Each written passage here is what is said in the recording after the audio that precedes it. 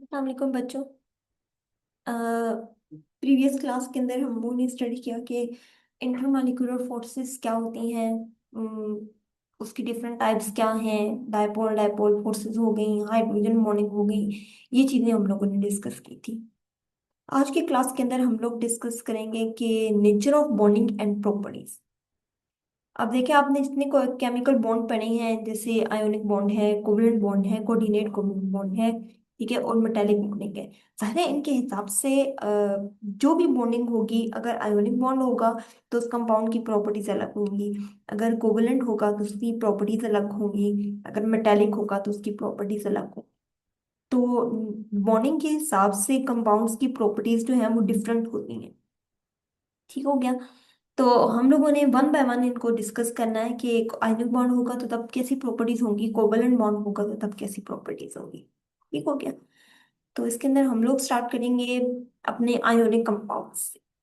ऐसे कंपाउंड्स जिनके अंदर आयोनिक बॉन्ड हो वो कहलाते हैं आयोनिक कंपाउंड्स। ठीक है। अब आपको बताया आयोनिक कंपाउंड्स बनते कैसे हैं। सबसे पहली हेडिंग आप लोग बनाएंगे, that is the formation of ionic compounds. Ionic compounds बनते कैसे हैं। आयोनिक कंपाउंड्स हमेशा बनते हैं, तब बनते हैं जब दो अपोजिट चार्जेस आपस में बॉन्ड बना लें, आपस में फोर्सेस डेवलप कर लें। जैसे NaCl का नीचे स्ट्रक्चर है, एक सोडियम आयन और एक क्लोराइड आयन। ठीक हो गया। सोडियम और क्लोराइड के दरमियान में बॉन्ड बनेगा तो ये वाला बॉन्ड क्या कहलाएगा, आयोनिक बॉन्ड कहलाएगा। कौन सी फोर्सेस है, these are the strong electrostatic force. ठीक हो गया। ये आयन अपने आप को अरेंज करेंगे एक रेगुलर और रिपीटिंग पैटर्न के अंदर। ठीक है। रेगुलर और रिपीटिंग पैटर्न में मैंने आप लोगों को पहले भी एग्जांपल इसकी बताई हुई है कि जैसे एक रूम होता है ना, रूम रूम के अंदर 8 कॉर्नर्स होते हैं, उसकी 6 जो है वो साइड्स होती हैं। तो सेम ऐसे ही आपका NaCl का स्ट्रक्चर है, जिसके अंदर उसके 8 कॉर्नर्स आपको मिलेंगे क्यूब की फॉर्म में। इसके बाद उसके जो साइड्स वेज हैं वो आपको मिलेंगी। ठीक है। तो इस तरह से NaCl के अंदर जो सोडियम और क्लोराइड आयन होते हैं वो प्रॉपर एक रेगुलर का मतलब है कि प्रॉपर तरतीब में होते हैं। ठीक है। जैसे 1 2 3 की एक प्रॉपर तरतीब होती है, सेम ऐसी उनकी अपनी एक जगह है। और वो ही चीज जो है वो रिपीट हो रही होती है। ठीक है। एक सोडियम एक क्लोराइड, फिर एक सोडियम एक क्लोराइड, इस तरह से वो पूरा एक रिपीटिंग पैटर्न बनाते हैं। अब वो जो पूरा एक रिपीटिंग पैटर्न बनता है, that is called as the crystal lattice. क्या कहलाता है वो, क्रिस्टल लैटिस कहलाता है। ठीक हो गया। अब ये यहाँ से क्रिस्टल लैटिस की भी डेफिनेशन आ सकती है। ठीक है। तो आयोनिक कंपाउंड्स के अंदर पहली बात कि स्ट्रॉन्ग इलेक्ट्रोस्टैटिक फोर्सेस हैं। दूसरी बात कि वो अपने आप को रेगुलर पैटर्न में अरेंज करते हैं आइंस, और उस स्ट्रक्चर को हम लोग कहते हैं that is the crystal lattice कहते हैं। सेकंड थिंग क्या है इसके अंदर, सेकंड पॉइंट क्या बनेगा, सेकंड पॉइंट बनेगा that is the structure of the ionic compounds. अभी मैंने बताया कि वो क्रिस्टल लैटिस की फॉर्म में होंगे। तो आयोनिक कंपाउंड्स के अंदर जितने भी आयंस हैं वो अरेंज होंगे इन द क्रिस्टल लैटिस। क्यों, क्योंकि आयंस थोड़े स्फेरिकल होते हैं। जैसे ये देखें, सोडियम का आयन स्फेरिकल फॉर्म में है, क्लोराइड का आयन स्फेरिकल फॉर्म में है। तो हर एक आयन, जैसे सोडियम आयन है, वो अपने अपोजिट आयंस के साथ सराउंडेड होगा ऑल डायरेक्शन से। ठीक है। देखो जैसे जैसे सोडियम है सेंटर में। ठीक है।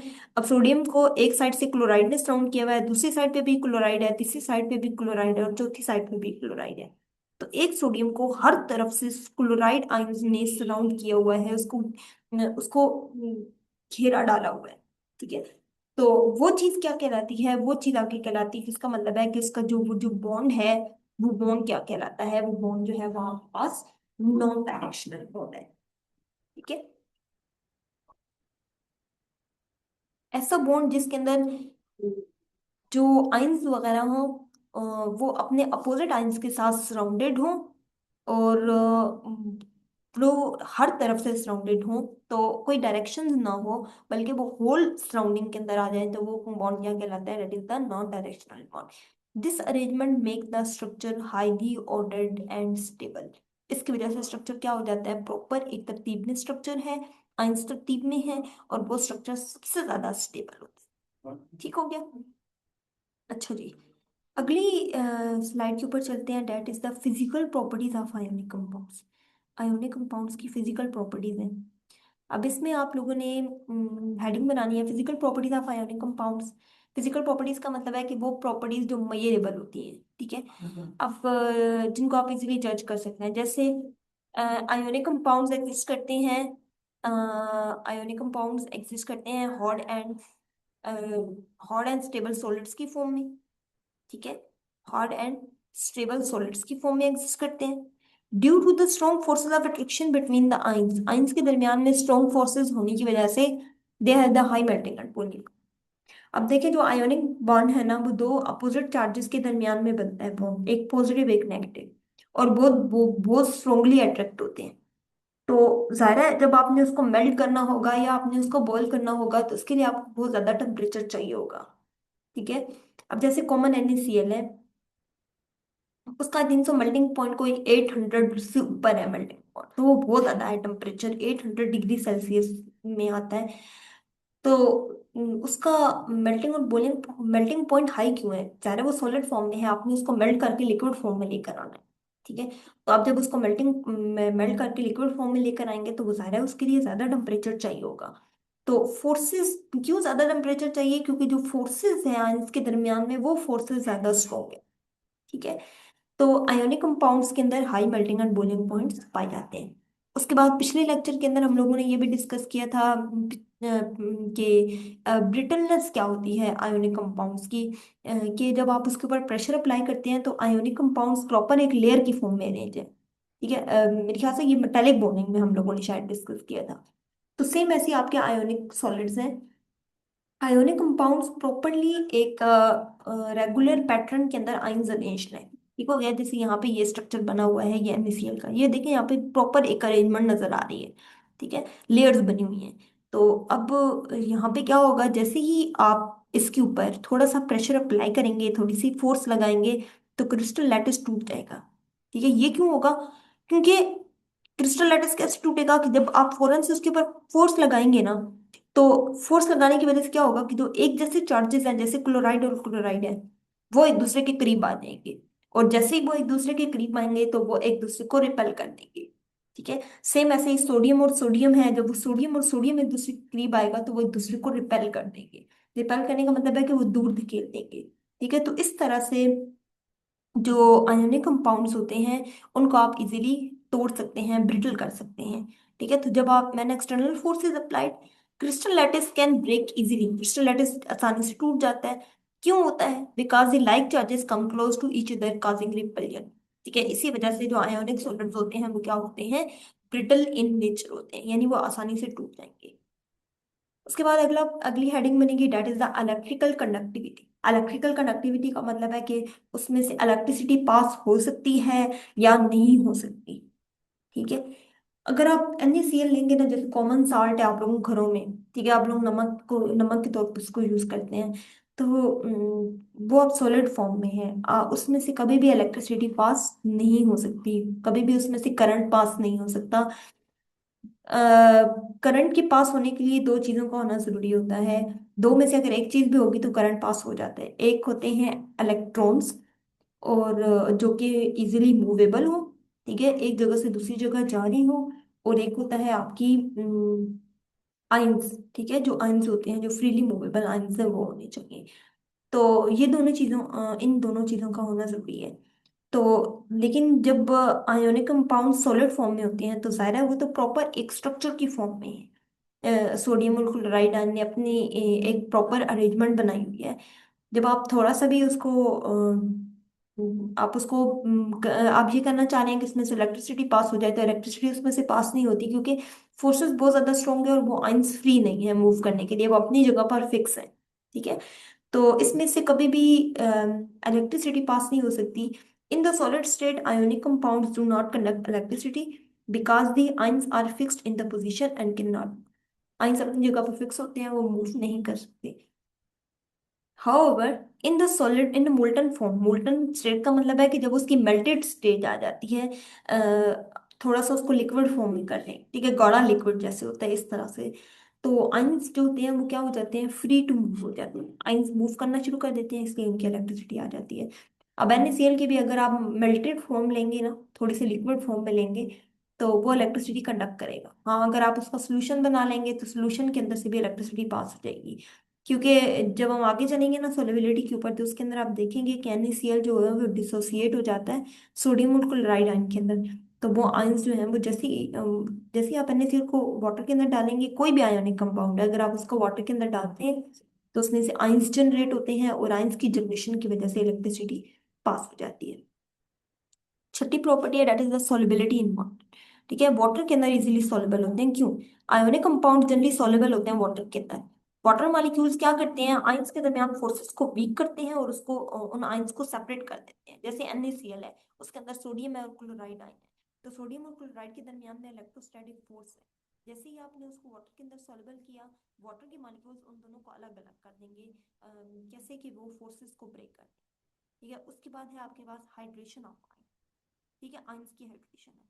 तो ये इसी से रिलेटेड है हाइड्रेशन। जब आप वाटर के अंदर उसको सॉल्वल करेंगे तो वाटर मॉलिक्यूल्स पहले क्या करेंगे, वो आयंस को अलग अलग करेंगे। दूसरे प्रोसेस के अंदर वाटर के मॉलिक्यूल्स उन आयंस को सराउंड करेंगे। ठीक है, इस प्रोसेस को क्या बोलते हैं, हाइड्रेशन। और वाटर मॉलिक्यूल्स क्योंकि आयंस के साथ इंटरेक्ट करेंगे और उनको स्टेबलाइज करेंगे।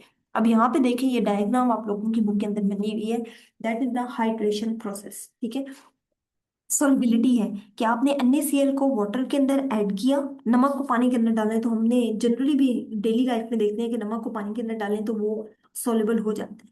ठीक है, क्यों सॉल्युबल होता है, वो इस फिनोमेना के जरिए से होता है, इस रिएक्शंस के जरिए से होता है। ठीक है, अब यहाँ पे देखिए Na और Cl है, तो इन दोनों के दरमियान में एक बॉन्ड बना हुआ है। ठीक है, वाटर के साथ इसका रिएक्शन हो रहा है, यानी आपने इसको वाटर के अंदर डाल दिया। वाटर मॉलिक्यूल क्या करेंगे, वाटर मॉलिक्यूल सोडियम और क्लोराइड आयन को अलग अलग कर देंगे। ठीक है, जैसे ही वो दोनों अलग अलग होंगे तो एक सोडियम बन जाएगा और एक यहाँ पे क्या बन जाएगा, क्लोराइड। यहाँ पे देखिए, ये बन गया सोडियम और ये बन गया क्लोराइड। ये दोनों क्या हो गए, अलग अलग। ठीक हो गया। सोडियम के ऊपर पॉजिटिव चार्ज होता है, क्लोराइड के ऊपर नेगेटिव चार्ज होता है, ये बात भी हम लोगों ने पहले डिस्कस कर ली। अब वाटर के मॉलिक्यूल्स करते क्या है, वाटर के अंदर तो बहुत सारे मॉलिक्यूल्स हैं। ठीक है, जितना भी आपने वाटर लिया है उसके अंदर बहुत सारे मॉलिक्यूल्स होंगे, वो क्या करेंगे, सोडियम पॉजिटिव है, वाटर के अंदर पोलैरिटी होती है, एंड्स होते हैं। वाटर के अंदर जो ऑक्सीजन एटम है उसके ऊपर नेगेटिव चार्ज है, हाइड्रोजन एटम के ऊपर पार्शियल पॉजिटिव चार्ज है। ठीक है, क्यों, क्योंकि ऑक्सीजन की इलेक्ट्रोनेगेटिविटी ज्यादा है, इसलिए उसके ऊपर पार्शियल नेगेटिव चार्ज आएगा। अब ये जो नेगेटिव एंड है ना वाटर का, वो सोडियम को सराउंड करता है। क्यों, क्योंकि सोडियम के ऊपर पॉजिटिव चार्ज है। अब ये जो वाटर है इसके ऊपर भी सेम ऐसे नेगेटिव चार्ज है, तो एक वाटर की मॉलिक्यूल का नेगेटिव पोर्शन सोडियम को सराउंड कर रहा है, दूसरे वाटर मॉलिक्यूल का भी नेगेटिव पोर्शन वाटर को सराउंड करेगा। सेम ऐसे ही तीसरे का भी आ जाएगा, चौथे का भी आ जाएगा, पांचवें का भी आ जाएगा। तो पॉजिटिव आयन को वाटर का नेगेटिव एंड सराउंड करेगा। ठीक है, सेम ऐसे यहाँ पे देखिए आगे क्लोराइड आयन, क्लोराइड के ऊपर नेगेटिव चार्ज है, इसको वाटर का पॉजिटिव पोर्शन आके सराउंड करेगा। हाइड्रोजन के ऊपर पार्शियल पॉजिटिव चार्ज है, इसको हाइड्रोजन आके जो है वो इसको सराउंड कर ले। ठीक है, तो सेम ऐसे ही दूसरे वाटर मॉलिक्यूल का भी हाइड्रोजन है, वो उसको आके सराउंड करेगा, तीसरे वाटर मॉलिक्यूल का भी हाइड्रोजन है इसके अंदर, ये इसको सराउंड करेगा। तो ये जो जो सराउंडिंग है ना इसकी, that is the intermolecular forces. ठीक है, इसको हम लोग नाम देते हैं आयन डाइपोल फोर्सेस। ये एक आयन है, और ये और दूसरा क्या है, डाइपोल। ठीक है, डाइपोल क्या होता है, जिसके अंदर दो एंड्स होते हैं, एक आयन और एक डाइपोल के दरमियान में फोर्सेस है, तो इसको हम लोग नाम देते हैं आयन डाइपोल फोर्सेस। ठीक हो गया। तो इस तरह से ये जो प्रोसेस होता है जिसके अंदर वाटर की मॉलिक्यूल्स आयंस को सराउंड करते हैं, इस प्रोसेस को हम लोग बोलते हैं हाइड्रेशन। ठीक है, तो ये प्रोसेस इंपॉर्टेंट होता है for the solubility of the ionic compounds in water. ठीक है, और फोर्सेस कौन सी हैं, these forces are called ion dipole forces. ठीक है, यहाँ पे देखें सोडियम है और साथ में क्या है, क्लोराइड आयन है। सोडियम आयन को वाटर के नेगेटिव पोर्शन यानी ऑक्सीजन ने सराउंड किया हुआ है। रेड कलर में जो आपको बॉल नजर आ रही है दैट इज द ऑक्सीजन, और दोनों जो व्हाइट में है वो आपके पास हाइड्रोजन है। ठीक है, वाटर के अंदर हाइड्रोजन है, तो नेगेटिव पोर्शन ऑक्सीजन को सराउंड कर रहा है। यहाँ पे भी देखिए रेड वाला इसके करीब है, ये भी रेड वाला इसके करीब है, तो इस तरह से ये पूरी सराउंडिंग है। तो ये आपको हाइड्रेशन शो कर रही है। दूसरा क्या है, क्लोराइड आयन है, ये भी हाइड्रेटेड फॉर्म में है, तो इसमें भी देखें ये ब्लू के साथ ऑक्सीजन है, और रेड वाले पिंक में जो आपको नजर आ रहे हैं दैट इज द हाइड्रोजन। तो हाइड्रोजन इसको सराउंड करेंगे, क्यों, क्योंकि उसके ऊपर नेगेटिव चार्ज है और हाइड्रोजन के ऊपर पॉजिटिव चार्ज है, तो आपने हाइड्रोजन को इसकी करीब बनाना है। ठीक हो गया, यहाँ तक तो ये बात होगी। अब इससे आगे कुछ प्रॉपर्टीज और भी दी हुई हैं, जैसे आयोनिक कंपाउंड्स के अंदर, आयोनिक कंपाउंड्स जो है वो वाटर के अंदर कैसे बिहेवियर शो करते हैं। वही बात कि अगर आप वाटर के अंदर आयोनिक कंपाउंड्स को डिसोल्व करेंगे तो वो कैटाइंस और एनाइंस के अंदर चेंज हो जाएंगे। ऐसे ही होगा ना, जैसे NaCl था वो सोडियम आयन के अंदर और क्लोराइड आयन के अंदर चेंज हो गया। ठीक हो गया। अच्छा, अगर आप दो आयोनिक कंपाउंड्स को मिक्स कर देते हैं, दोनों को मेल्ट करके आप दोनों को मिक्स कर दें तो क्या होगा। एक, जैसे फॉर एग्जांपल, एक आपके पास NaCl है, एक आपके पास AgNO3 है, दोनों आयोनिक कंपाउंड्स हैं। NaCl के अंदर सोडियम के ऊपर पॉजिटिव, क्लोराइड के ऊपर नेगेटिव। सिल्वर नाइट्रेट के अंदर सिल्वर के ऊपर पॉजिटिव, नाइट्रेट के ऊपर negative. NO3 is the nitrate. ठीक हो गया। अब यहाँ पे देखो ये चार तरह के आयंस बनेंगे, इन दोनों को अगर आप डिसोल्व करेंगे और इसके अंदर थोड़े से वाटर लेके आपने इसके अंदर डिसोल्व कर दिया तो चार आयंस बने। एक बना सोडियम, एक बना क्लोराइड, एक बना सिल्वर और एक बना नाइट्रेट। ये चार आयंस बनेंगे। ठीक है। अब इसमें से ये जो सिल्वर और ये जो क्लोराइड है, ठीक है, ये दोनों आपस में मिलके एक इनसॉल्युबल फॉर्म में वाटर से बाहर आ जाएंगे।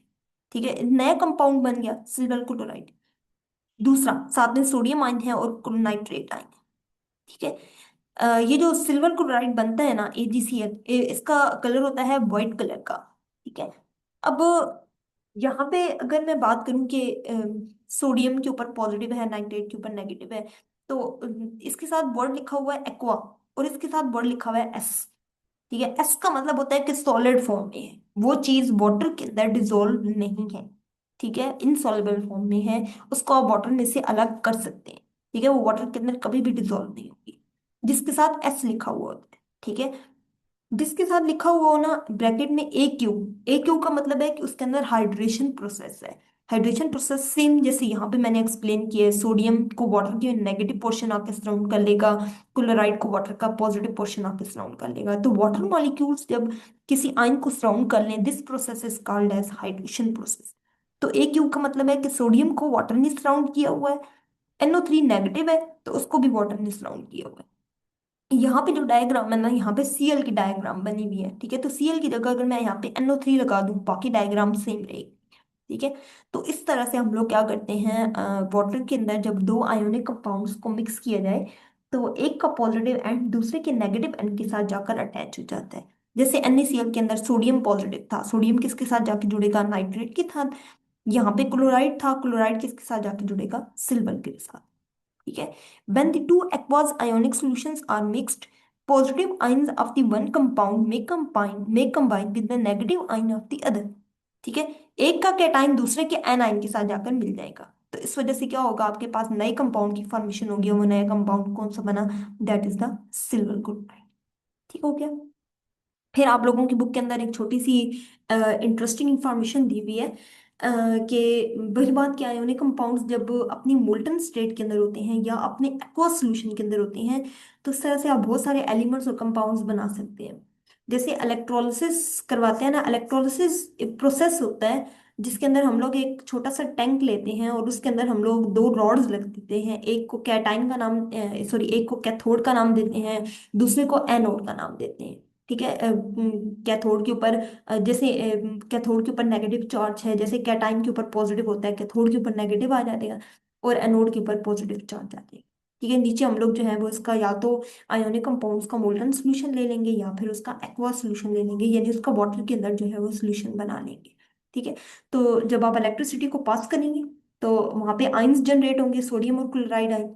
सोडियम आइन जो है वो सोडियम आयन जो है वो सोडियम मेटल की प्रोडक्शन करेंगे और जो क्लोरीन है, क्लोराइड आयन है, वो क्लोरीन गैस को रिलीज करेंगे। ठीक है। तो इस तरह से हम लोग, अगर हम इनका आयनिक कंपाउंड्स का सोल्यूशन लें, फॉर एग्जांपल सोडियम क्लोराइड का सोल्यूशन ले लिया, इससे सोडियम मेटल बन जाएगी और साथ में क्लोरीन गैस बन जाएगी। सेम ऐसे ही अगर आप एक्वास सोडियम क्लोराइड का सोल्यूशन ले लेते हैं तो उसकी इलेक्ट्रोलिसिस करवाते हैं तो इससे आप सोडियम हाइड्रोक्साइड बना सकते हैं और क्लोरीन गैस बना सकते हैं। Sodium hydroxide is a caustic soda. ठीक है, कॉमनली यूज करते हैं ना ड्रेन्स वगैरह की ओपनिंग वगैरह के अंदर। तो ये ड्रेन्स जब बंद हो जाती हैं तो उसको ओपन करने के लिए हम लोग कास्टिक सोडा यूज करते हैं, इट इज अ बेस। ठीक है, बेस होती है। उसके बाद डायमंड्स हैं। डायमंड्स को बहुत ही इंपॉर्टेंट है इंडस्ट्रीज के अंदर, क्यों, क्योंकि बहुत ज्यादा हार्ड होता है। बेसिकली हम लोग क्या करते हैं कि अगर जहाँ पे ये जमीन में से जब मिनरल्स वगैरह निकालते हैं ना, तो कटर्स यूज करते हैं बहुत बड़े, जमीन को ड्रिल करने के लिए। तो उन ड्रिल कटर्स के आगे डायमंड लगा हुआ होता है। ठीक है, उसकी एक बहुत ही पतली सी जैसे नीडल लाइक, या इस तरह से भी आप कह लें, जैसे पेन की आगे, इंक वाले पेन की जैसे आगे से वो एंड बना हुआ होता है, बिल्कुल सेम ऐसे होता है। तो डायमंड लगा हुआ होता है वहां पे। डायमंड इतना हार्ड होता है कि वो हार्ड से हार्ड रॉक को भी वहां से तोड़ सकता है, चट्टानों को ड्रिल कर सकता है। ठीक हो गया। तो इसलिए हम लोग इसको इंडस्ट्रीज के अंदर ग्लास वगैरह कट करने के लिए या माइनिंग ऑपरेशंस के अंदर जो है वो यूज करते हैं। तो उसके बाद है ग्रेफाइट। ग्रेफाइट आप लोगों को पता है, कॉमन पेंसिल्स वगैरह के अंदर यूज करते हैं, लेड पेंसिल्स के अंदर, पॉलिशेस वगैरह के अंदर, और क्रूसिबल्स वगैरह बनाने के लिए के अंदर ग्रेफाइट के इलेक्ट्रोड्स होते हैं, वो उसको हम बैटरी सेल्स के अंदर यूज करते हैं। और इलेक्ट्रिक फर्नेस के अंदर, जो ऐसी फर्नेसेस जो इलेक्ट्रिसिटी से चलती हैं, ताकि वो स्टील की प्रोडक्शन कर सके। ठीक है। तो ये सारी चीजें आप लोगों ने जो है पढ़ लेनी है। अगर कोई मसला हो आप लोगों को, तो यू में आस्क मी। ठीक है, आप लोग जो है वो पूछ सकते हैं।